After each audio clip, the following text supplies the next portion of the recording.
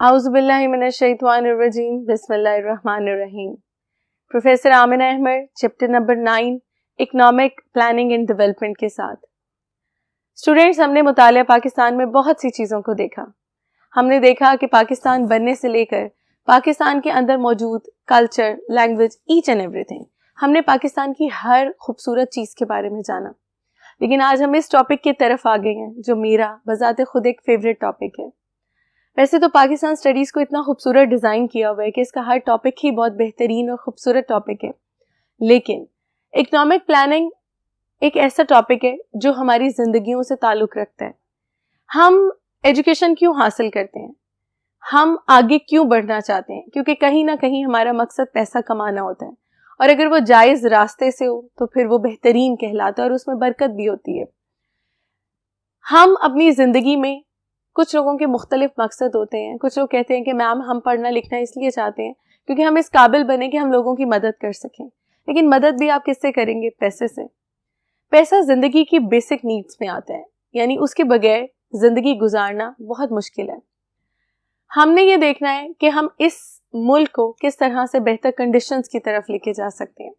तो हम देख रहे हैं इकोनॉमिक प्लानिंग। इकोनॉमिक प्लानिंग से पहले हम इकोनॉमिक्स के बारे में जानते हैं कि इकोनॉमिक्स क्या है। स्टूडेंट्स, इकोनॉमिक्स कहते हैं मुआशियात को। उर्दू में इकोनॉमिक्स कहते हैं मुआशियात को। मुआशियात का मतलब है मुआश, पैसा। मुआश लफ्ज़ पैसा से निकले, पैसे की तालीम। पैसे की तालीम को कहते हैं मुआशियात। The study of income is called economics. अब प्लानिंग क्या होता है? मंसूबाबंदी। हम जिंदगी में किसी भी चीज़ को प्रॉपरली लेके चलना चाहते हैं तो हमें एक प्लान बनाना बहुत ज़रूरी होता है, क्योंकि विदाउट प्लान हम कोई भी काम नहीं कर सकते हैं। तो पैसा किस तरह से हासिल करना है, पैसे को हासिल करके स्पेंड किस तरह से करना है, और अपनी ज़िंदगी यानी अपना लाइफस्टाइल किस तरह से रखना है, और ऐसा कुछ किया जाए कि लोगों की मदद भी हो सके और आपकी खुद भी मदद हो सके। इन तमाम चीज़ों को मद्देनज़र रखते हुए हम सबसे पहले कैलकुलेशन करते हैं कि हम किस जगह पर हैं, हमारी स्टेज क्या है।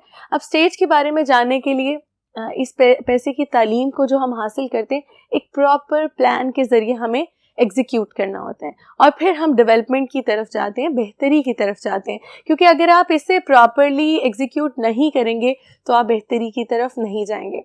तो हम देखते हैं सबसे पहले, फॉर एग्जाम्पल स्टूडेंट्स, आप देखें आज भी हम कहते हैं कि बहुत से लोग कहते हैं कि पाकिस्तान बहुत पीछे है और वो लोग बहुत आगे है जो वेस्टर्न कंट्रीज़ में जा रहे हैं, वहाँ से एजुकेशन हासिल कर रहे हैं, वेस्टर्न मेथडोलॉजी को यूज़ कर रहे हैं अपने स्टडीज़ में, अपनी जॉब्स में, हर जगह।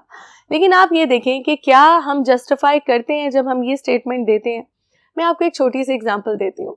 पाकिस्तान क्यों इतना पीछे है? क्योंकि पाकिस्तान के लोग उसे उतना सपोर्ट नहीं करते, पाकिस्तान का सिस्टम उसे उतना सपोर्ट नहीं करता। आज हम लोगों के बारे में भी जानेंगे, सिस्टम के बारे में भी जानेंगे, और किस तरह से पैसे को हम बेहतर से बेहतरीन की तरफ लेके जा सकते हैं, और कौन सी हालत में कौन सा मुल्क किस कंडीशन में होता है, इन तमाम चीज़ों के बारे में। तो हम देखते हैं कि हमें इकोनॉमिक प्लानिंग यानी एक जो प्लान है पूरा एग्जीक्यूट करके हमें उसकी क्या फेवर्स होती हैं। आप देखें कि हम एक घर में रहने वाले 5 लोग, आपके घर में आप जितने लोग हैं वो 5 लोग हैं फॉर एग्जांपल। अब वो 5 लोग के 5 लोग जो हैं उनमें से एक अब्बू जी कमाते होंगे। फॉर एग्जांपल आपके फादर की जो सैलरी है वो है 50,000। अब वो 50,000 आपके फादर की सैलरी है। आप उस 50,000 को आप 5 लोगों पे जो है वो डिवाइड कर दोगे, तो हर एक के पास कितने आए? 10,000। डिवाइड कैसे? सिंपल, अब्बू 50,000 लेके आए और उस 50,000 के 5 हिस्से कर दिए। हर एक इंसान को एक हिस्सा मिला। आप अपनी लाइफ अपने अकॉर्डिंगली स्पेंड कर सकते हो, जो करना है करो। वो 10,000 आपको मिल चुके हैं। अब उस 10,000 में आपने अपने स्कूल कॉलेजेस की फीस भी देनी है, आपने अपने कपड़े भी लेने हैं, उसके बाद आपने काम वाली भी रखी हुई है, एक लॉन्ड्री के लिए भी रखी हुई है, फिर बिजली के बिल वगैरह इतने आ रहे हैं और बहुत से अखराजात। यानी at the end of the month आपके पास कुछ भी नहीं बचता, और काफ़ी दफ़ा तो आप जो है वो किसी से बोरो करके अपने आप को और फैसिलिटेट कर रहे हो तुम, और अपनी ज़िंदगी की बहुत सी ज़रूरियात को जो है वो नेक्स्ट मंथ के लिए पेंडिंग कर देते हो कि कोई बात नहीं, नेक्स्ट मंथ पैसे आएंगे तो हम उसे स्पेंड कर लेंगे। इसी की एग्जांपल मैं देती हूँ। आप फॉरेन कंट्रीज़ की जो एग्जांपल देते हो उससे, आप फॉरेन कंट्री में जाते हो, आप एक घर में 5 लोग रह रहे हैं, पाँचों के पाँचों अर्न कर रहे हैं, चाहे वो बड़ा है छोटा है जो भी है, वो पाँचों के पाँचों अर्न कर रहे हैं। चलें, यहाँ 50,000 कमा रहे थे, मैं आपको बाहर भी 50,000 की ही ऑप्शन देती हूँ। आप फॉरेन कंट्री, किसी भी फॉरेन कंट्री में जाके 50,000 रुपया अर्न करते हैं। 50,000 पांचों लोग अर्न कर रहे हैं, तो आप उसे मल्टीप्लाई कर दें 5 से, कितने बने? 2,50,000। यहाँ आपने अर्न किया था 50,000 सिर्फ, और उसे डिवाइड किया गया था किसमें? 5 लोगों में, और वहां जाके आपने 50,000 अर्न किया ईच ने, और उसे मल्टीप्लाई किया गया 5 में। तो इन दोनों कंडीशन से आप देखो, 2,50,000 फॉरेन कंट्री में आप कमा रहे हो, कमा 50,000 ही रहे हो वहां भी। यहाँ पांचों लोग कमा रहे हैं तो ज्यादा इनकम आ गई। फिर क्लीनिंग भी घर की खुद ही होगी, वॉशिंग भी घर की खुद ही होगी, कुकिंग भी घर की खुद ही होगी, हर चीज आप खुद करते हो, तो सारा का सारा पैसा तो आप यहाँ सेव कर रहे हो, और यहाँ कम इनकम में भी आप सब कुछ स्पेंड कर रहे हो। तो फिर जब आप प्रॉपर प्लान बनाते हो कि किस तरह से हमारे घर में काम करने वाले ज़्यादा से ज़्यादा लोग इन्वॉल्व हों, काम करें, तो वो एग्जीक्यूट करता है, वो आगे बढ़ता है, आप बेहतरी की तरफ जाते हो। और ऐसी तमाम चीज़ें जो प्रॉपर प्लानिंग से की जाती हैं, उनके रिजल्ट भी हमेशा अच्छे होते हैं। तो पहले तो मैं आपके माइंड से एक चीज़ निकाल दूं जो आप लोगों ने हमेशा के लिए सोची हुई है कि बाहर के मुल्क में जाके तो बहुत भला है और अपने मुल्क में रह के ऐसा कुछ नहीं है। तो स्टूडेंट्स, ये गलत मिथ है, क्योंकि अगर आप अपने मुल्क में भी प्रॉपर तरीके से आगे बढ़ना चाहते हैं तो आप बहुत काम कर सकते हैं। इसमें हम देखते हैं कि किस तरह से मैं आपको एक स्टेयर फार्मूला के थ्रू बताती हूँ कि हम सबसे पहले कैटेगराइज करते हैं कि हमारा जो है वो बेसिकली पर कैपिटा इनकम कितनी है। पर कैपिटा इनकम की जो टर्म है, फीकस आमदन, मैं PCI इसे लिख रही हूँ, ठीक है। PCI means per capita income कैसे की जाती है, यानी टोटल, जैसा अभी मैंने आपको फॉर्मूला बताया, जितने रहने वाले लोग हैं, फॉर एग्जांपल ये टोटल जितने लोग हैं, तो हमारे मुल्क में total population, total number of population को हम डिवाइड करेंगे टोटल एनुअल इनकम पे, यानी हमारा मुल्क पूरे साल में कितना इनकम अर्न कर रहा है, और फिर जब हम उसे मल्टीप्लाई करेंगे 100 पे, तो हमारे पास आ जाएगी PCI, यानी पर कैपिटा इनकम, फीकस आमदन। बिल्कुल इसी तरह जैसे मैंने आपको एग्जांपल दी। अब फॉर एग्जांपल एक घर का खर्चा है 100 रुपया, एक घर की इनकम है 100 रुपये, अब उनका खर्चा है 150 रुपये, इनकम है 100 रुपये, तो वो किधर जा रहे हैं? -50 में। -50 होने की वजह से वो उधार लेंगे, बोरो करेंगे, मीन लॉस में जाएंगे। इसी तरह एक घर का खर्चा है 100 रुपये, यानी इनकम है 100 रुपये, ये एक बेस अमाउंट है, इसे आपने बेस के तौर पे रखना है कि आप जो कमाते हो वो 100 रुपये है। 100 रुपये में से अगर आपका खर्चा 150 रुपये जा रहा है और 150 रुपये होने की वजह से 50 रुपये आप उधार ले रहे हो, तो आप लॉस में जा रहे हो। इसी तरह से अगर 100 रुपये इनकम है और आपका खर्चा 90 रुपये हो रहा है, तो आप कितना सेव कर रहे हो? 10 रुपीज सेव कर रहे हो, और वो सेव करने की कंडीशन में आप सिक्योर हो। और एक कंडीशन है 100 रुपये अर्न कर रहे हो और 100 रुपये स्पेंड कर रहे हो, जीरो आपके पास बैलेंस है, यानी ना आपने कुछ सेव किया और ना ही आपने कुछ बोरो किया। तो इस कंडीशन में आपके स्टेज पर ये तीनों स्टेजेस कैटेगराइजेशन की जाती है इकोनॉमिक कंडीशंस को जानने के लिए। तो इन तीनों स्टेजेस को कहते हैं, फॉर एग्जाम्पल अगर आप 100 रुपये अर्न कर रहे हो, यानी जितना आप अर्न कर रहे हो उतना उससे ज्यादा जो है आप स्पेंड कर रहे हो, तो आप अंडर डेवलप कंट्रीज में हो, ठीक है, सबसे लोअर लेवल पर। मैं इस पे स्टेजेस बना देती हूँ ताकि आप लोगों के लिए आसानी हो। ये एक स्टेप्स बना दिए मैंने, ठीक है। सबसे नीचे अगर आप 100 रुपया अर्न कर रहे हो और उसमें से 150 रुपये आपका खर्चा है, तो आप -50 पे जा रहे हो, इसका मतलब है आप अंडर डेवलप कंट्री हो, UDC, ठीक है, यानी अंडर डेवलप कंट्री हो मीन आप जितना अर्न करते हो उससे ज्यादा दे देते हो, पे कर देते हो। नेक्स्ट हमारे पास आ जाता है ये वाला सिनेरियो, अगर आप 100 रुपये अर्न कर रहे हो और 100 रुपये ही आप स्पेंड कर रहे हो, तो विच मीन्स कि आप ना तो सेविंग कर रहे हो ना बोरो कर रहे हो, तो इस कंडीशन में आप आ जाते हो डेवलपिंग कंट्रीज में, इन्हें बोलती हूँ ING कंट्रीज, ठीक है। और अगर एक ऐसी कंडीशन, एक ऐसा सिनेरियो जिसमें आप 100 रुपया अर्न कर रहे हो और 90 रुपीज स्पेंड कर रहे हो और 10 रुपीज सेफ भी कर रहे हो, लाइक सेफ भी आपका चल रहा है, तो फिर इस कंडीशन में आप होते हो ED कंट्रीज, यानी डेवलप्ड कंट्रीज। ये तीनों कैटेगराइजेशन मैंने नॉर्मली की होती हैं। रीजन क्या होता है कि हम लोगों को इकोनॉमिक कंडीशन के बारे में जानने के लिए स्टूडेंट सबसे पहले ये समझना ज़रूरी होता है कि हम हैं किस स्टेज पे। अब मैं आपको नहीं बताऊंगी कि हम किस स्टेज पे हैं। अच्छा, इसमें हम देखते हैं पाकिस्तान की एग्जांपल को कि पाकिस्तान की एग्जांपल किस तरह से हम फिट करते हैं। फॉर एग्जांपल, पाकिस्तान का 100% यानी 100 रुपया बजट है, उस 100% को हमने स्पेंड करना है। तो पाकिस्तान जब बजट बनाता है, एक प्लान बनाता है जैसे एग्जीक्यूट करना होता है, उसमें 100% में 25 to 28% आप समझे डिफेंस पे चला जाता है। यानी पाकिस्तान के डिफेंस का जो खर्चा है वो ऑलमोस्ट 25 to 27% है। उसके बाद 70 to 71% जो हमने ऑलरेडी उधार इतने पकड़े हुए हैं, क्योंकि हम बहुत ज़्यादा कर्जा हमारे ऊपर ऑलरेडी मौजूद है, तो 70 to 71% हम वो पे कर देते हैं। अब 25% वो और 71% वो, पीछे बचा है 4%। अब 4% यानी 4 रुपये में आपको पूरा घर चलाना है। आप किस तरह से चलाओगे? इतनी आबादी है, उनके हेल्थ, एजुकेशन, डेवलपमेंट प्लान्स और बहुत कुछ, आप किस तरह से चलाएंगे? फिर यकीनन आपको कहीं ना कहीं से बोरो करना पड़ेगा, इन्वेस्टमेंट्स लेनी पड़ेंगी, उधार लेने पड़ेंगे और फिर आगे बढ़ेंगे। विच मीन्स कि जितनी हमारी इनकम है हम उससे ज़्यादा खर्च कर रहे हैं। तो हम किस स्टेज पे हैं? यूडीसी स्टेज पे हैं, अंडर डेवलप्ड कंट्रीज़ की स्टेज पे हैं। इसकी भी कैटेगरीज होती हैं कि सबसे लोअर लेवल कंट्रीज़, फिर अपर लेवल कंट्रीज़ और सब उससे ऊपर की कंट्रीज़। तो सबसे पहले तो आपको ये जजमेंट करना बहुत ज़रूरी है कि आपकी स्टेज क्या है। अब आप देखें स्टूडेंट्स, मैंने यहाँ दो चीज़ों की बात की, एक आपकी एनुअल इनकम और दूसरी आपकी टोटल पॉपुलेशन। ये दोनों मिलके बनाती है आपकी पर कैपिटा इनकम, और किसी भी पर कैपिटा इनकम की वजह से किसी भी मुल्क की इकोनॉमी को देखा जा सकता है कि वो किस तरह की है।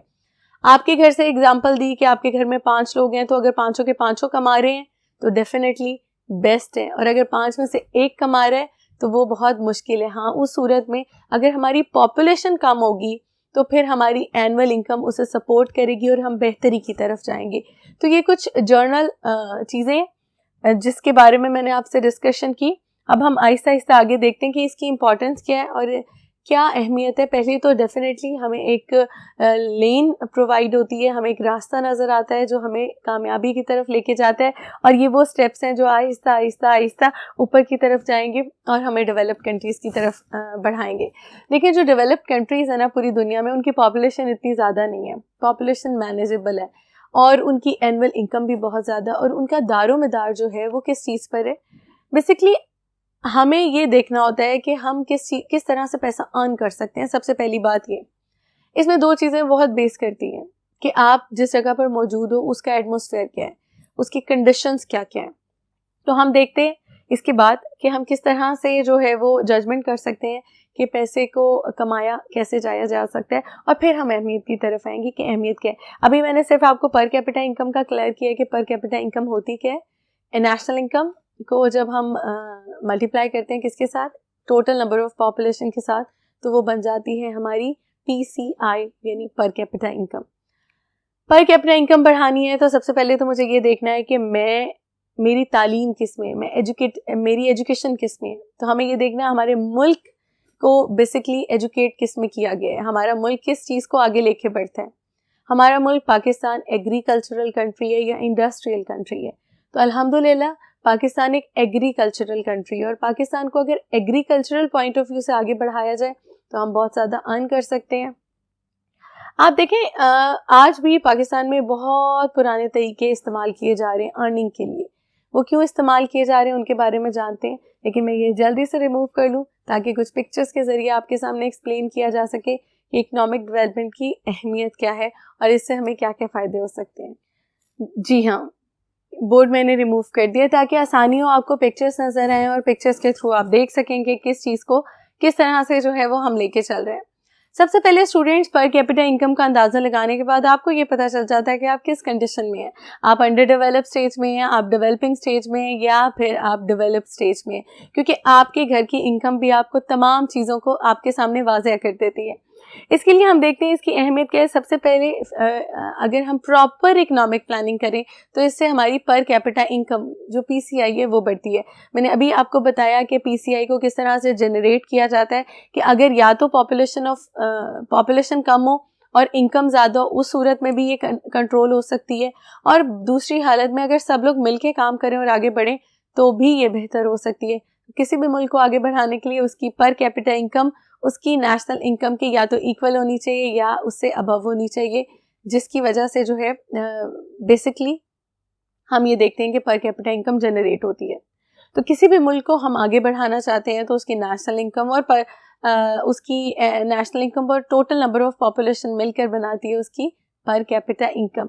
तो ये इसकी इकोनॉमिक डेवलपमेंट के लिए यानी ये बहुत ज़रूरी है। हम प्रॉपर प्लानिंग से चलें तो हम अपनी पर कैपिटा इनकम को बेहतर कर सकते हैं। नेक्स्ट नंबर पे आ जाता है कि इससे जो है प्रॉपर जो है वो हमारे पास मुलाजमतों की बहुत ज़्यादा फराहमी आती है, लाइक जॉब अपॉर्चुनिटीज़ निकलती हैं। वो किस तरह से, देखिए इसमें फिर एक एग्जांपल मैं कोट करती हूँ। बीबीसी पे एक सर्वे रिपोर्ट दिखाई गई जिसमें एक लेस कंपनी को दिखाया गया जो एक बहुत ही नामी गिरामी ब्रांड है। उसमें क्या था कि जी वो अपने उन्होंने एक फील्ड के पास एक छोटी सी फैक्ट्री बनाई हुई थी और उस फैक्ट्री में उन्होंने अपना प्रॉपर सोलर प्लांट लगाया हुआ था जो उस फैक्ट्री को सर्व कर रहा था। फिर उसके साथ साथ वहीं फील्ड से जो है जितने पोटैटोज है वो आते थे, वहीं के वहीं फैक्ट्री में जाके वॉश होते थे, कट होते थे और फिर उसके बाद फ्राइज़ बनते थे और फ्राइज़ बन के पैक होके डेली बेसिस पे जो है वो थाउजेंड्स ऑफ नंबर्स अगर हम डालें तो वो कंटेनर्स भर के जाते थे। बहुत ज़्यादा सप्लाई उनकी बहुत तेज़ थी। हमारे यहाँ क्या होता है, हमारे यहाँ सिंध में अगर काश्तकारी हो रही है तो फैक्ट्री लगी हुई है पंजाब में। अब सिंध से पंजाब तक आया जाता है, दिन वेस्ट होते हैं, लोग बहुत ज़्यादा बीच में इन्वॉल्व होते हैं, उन्हें पैसा दो, ट्रांसपोर्टेशन पे आ रहे हो उसे पैसा दो, पेट्रोल का पैसा, फिर जब आप लेके फैक्ट्री में आते हो फैक्ट्री में बिजली यूज़ हो रही होती है, फिर बिजली के अखराजात इतने होते हैं कि आप के मुल्क में ये स्टेबिलिटी नहीं है कि कभी भी लोड शेडिंग हो जाती है। फिर जब लोड शेडिंग होती है काम रुक जाता है, काम रुक जाता है तो लोगों की जो ड्यूटी टाइमिंग्स है वो पूरे होने तक काम कंप्लीट नहीं होता, वो नेक्स्ट डे पर पेंड हो जाता है। मीन मसाइल मसाइल मसाइल मसाइल मसाइल। हमने हर चीज़ को मसला बनाया हुआ है। यहाँ कॉस्ट इतनी ज़्यादा हो जाती है कि चीज़ वो ज़्यादा फरोख्त होती नहीं है। तो अगर हम प्रॉपर प्लानिंग करें और हर एरिया में लोगों को छोटी छोटी फैक्ट्रीज लगा दें उसकी एबिलिटी के अकॉर्डिंग, तो वहाँ लोग अपने अकॉर्डिंगली दूर नहीं आएंगे काम करने के लिए, अपने एरिया में ही काम कर लेंगे, जिससे जॉब अपॉर्चुनिटीज़ जो हैं वो बढ़ेंगी और जितनी भी मल्टीनेशनल कंपनीज़ हैं वो यहाँ काम करना शुरू होंगी, ऑपरेट करेंगी और हम एक बेस्ट प्लानिंग के ज़रिए काम कर सकेंगे। अब आप देखें कहाँ वो एक चिप्स बनाने वाली कंपनी ने, क्योंकि देखें उन्होंने सोलर लगाया हुआ था तो बिजली का ख़र्चा भी नहीं, प्लांट क्योंकि फील्ड बिल्कुल प्लांट के पास थी तो पेट्रोल का ख़र्चा नहीं, बिल्कुल भी किसी तरह की लेबर का एक्स्ट्रा ख़र्चा नहीं, टाइम का ख़र्चा नहीं, हर तरह से वो लोग सेव हो गए एक प्रॉपर प्लान की वजह से। और हम लोग क्यों प्रॉब्लम में हैं, क्योंकि हमारा प्लान नहीं था, हमारी काश्तकारी कहीं है और हमारी फैक्ट्रीज कहीं हैं, लेबर्स का कुछ पता नहीं, उनके घर कहीं होते हैं और उन्हें जाना कहीं होता है। मीन हर तरह से स्ट्रेस स्ट्रेस स्ट्रेस स्ट्रेस की कंडीशन है। तो अगर आप चाहते हैं कि आप बेहतरीन सूरत हाल को देखें और एंजॉय करें तो आपको जॉब अपॉर्चुनिटीज़ को जो है वो ज़्यादा से ज़्यादा बढ़ाना होगा, क्योंकि जितनी जॉब अपॉर्चुनिटीज़ बढ़ेंगी लोगों के मसाइल कम होंगे, एक घर में कमाने वाले लोग ज़्यादा होंगे, विच मीन्स कि उस घर की इनकम बढ़ेगी। इनकम बढ़ेगी जब हम उसे डिवाइड करेंगे तो हमारी पर कैपिटा इनकम बढ़ेगी, जिससे हमारी बेहतरी होगी। नेक्स्ट आ जाते हैं, क्योंकि हमारे पास प्रॉपर सोर्सेज होंगे, काम के प्रॉपर ज़रिए होंगे, तो उससे क्या होगा कि आप देख सकते हो कि हम एक ऐसी कंडीशन में होंगे कि हम अपनी नेशनल इनकम को इंक्रीज़ करेंगे। अब थोड़ा सा फार्मूला बताती हूँ नेशनल इनकम को इंक्रीज़ कैसे करना है। दो टर्म्स यूज़ होती है, इंपोर्ट और एक्सपोर्ट। इंपोर्ट करना किसी चीज़ को बाहर से मंगवाना और एक्सपोर्ट करना किसी चीज़ को भेजना। सिर्फ आप मुझे इतना बताओ, आप आपको कोई आके कहता है कि चीज़ मुझसे ये ख़रीद लो, आप ऑनलाइन देखते हो कोई भी चीज़, आप देखते हो 1 2 3 4, हाँ मुझे ये पसंद है, परफ्यूम पसंद है फॉर एग्जांपल, आप ऑनलाइन वो परफ्यूम बुक कर लेते हो, ऑनलाइन बुक करते हो या जाके बुक करते हो या कुछ भी करते हो, मकसद है ख़रीदना।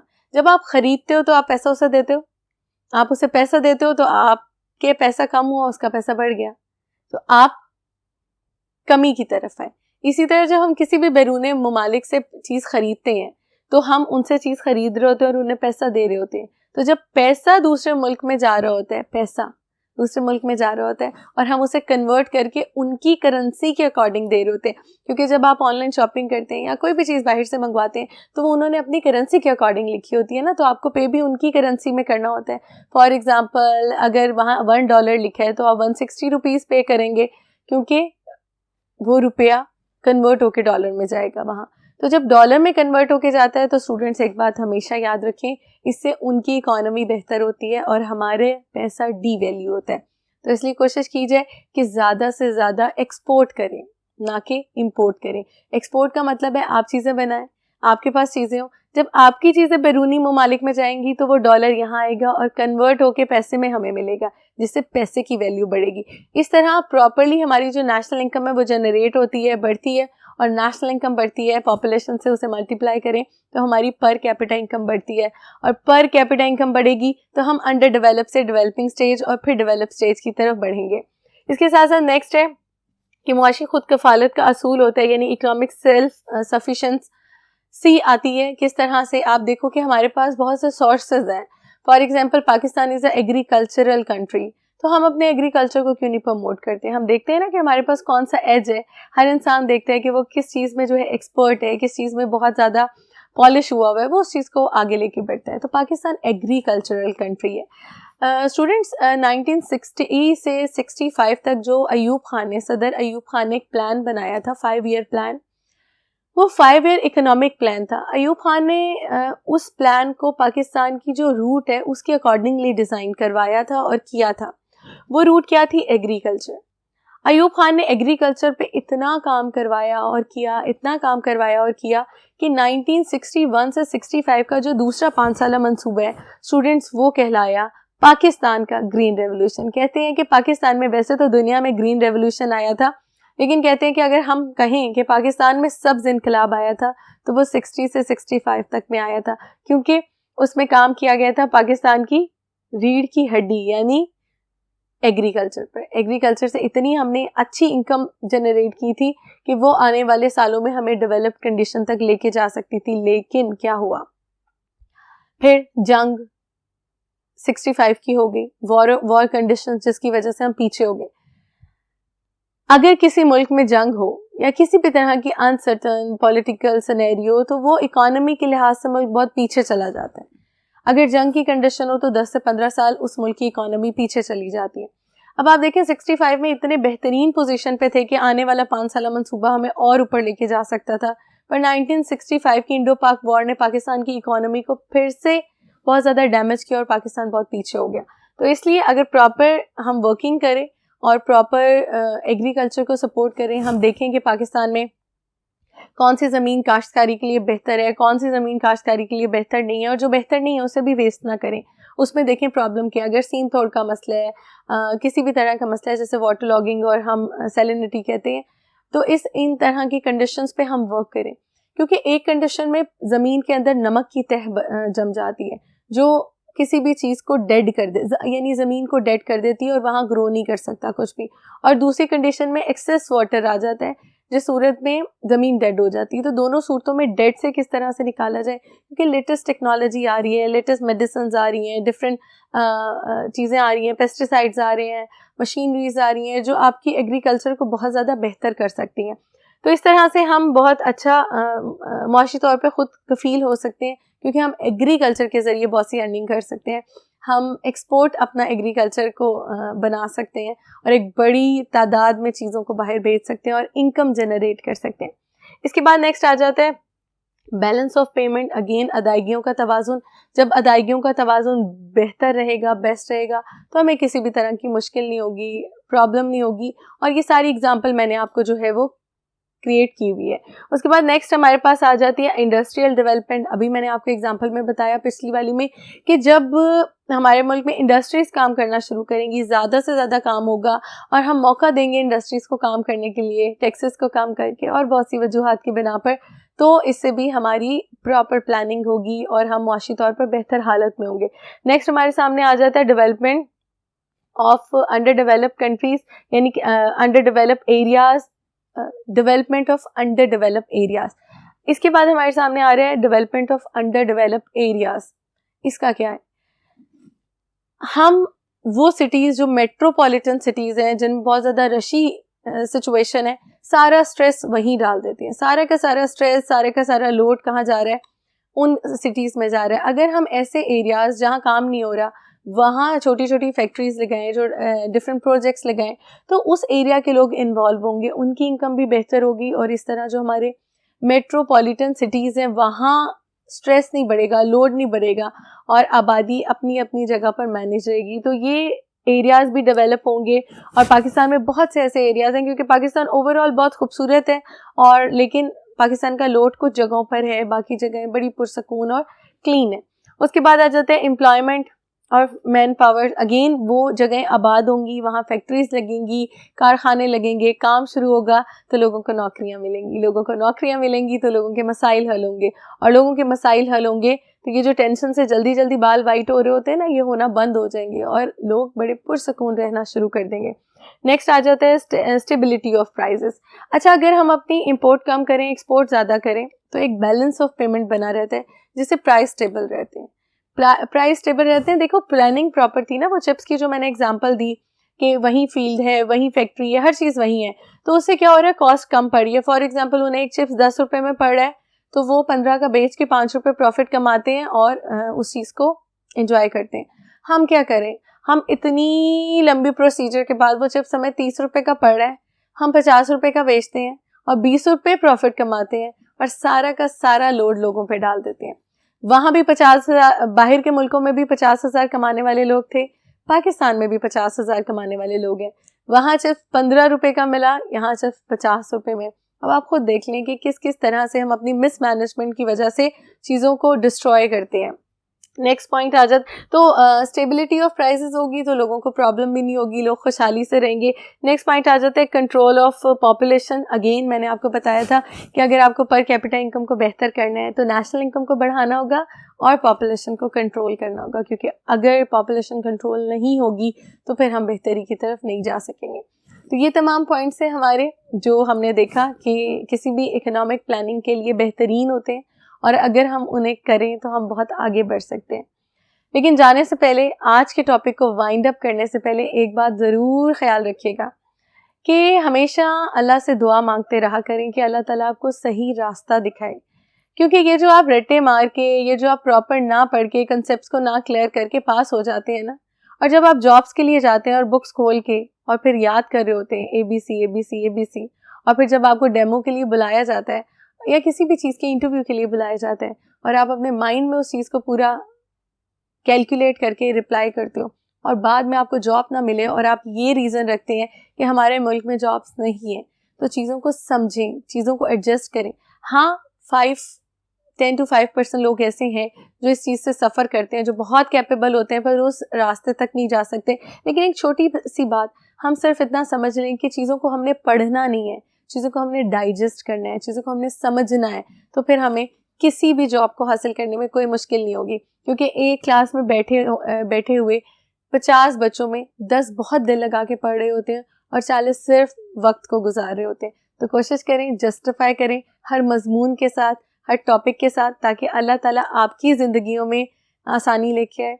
इसी अच्छी बात के साथ आज के टॉपिक को मैं यहाँ वाइंड अप करूँगी, क्योंकि नेक्स्ट लेक्चर में हम एक नई डिस्कशन करेंगे कि हम पाकिस्तान को, जो आज मैंने आपको सोर्सेज बताए कि एग्रीकल्चरल कंट्री है और इंडस्ट्रीज़ के साथ हम इसे किस तरह से बेहतरी की तरफ लेके जा सकते हैं और इसकी पर कैपिटा इनकम को इंक्रीज़ कर सकते हैं। तो इसके साथ आज के लेक्चर में बस इतना ही। मुझे अपनी दुआओं में याद रखिएगा। अल्लाह हाफिज़।